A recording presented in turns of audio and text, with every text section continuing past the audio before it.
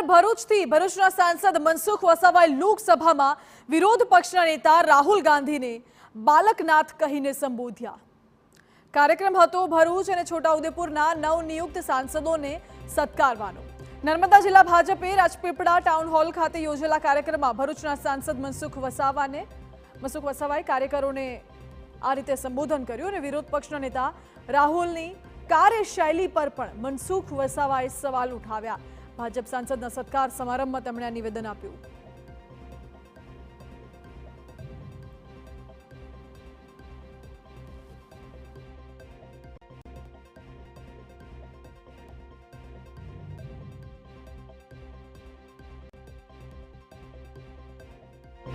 बालकनाथ बीजा बधा बीजो शब्द वापरे पण मारे बालकनाथ ज कहेवुं पड़े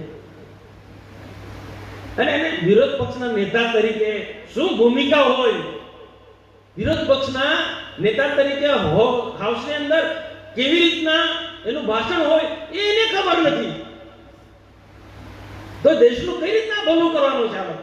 पार्टीनी टीका टिप्पणी करी धर्म ना जे धर्मનું કોઈ પ્રકારનું જ્ઞાન નથી તે મહાદેવના ફોટા લઈને હાઉસની અંદર આવી ગયા।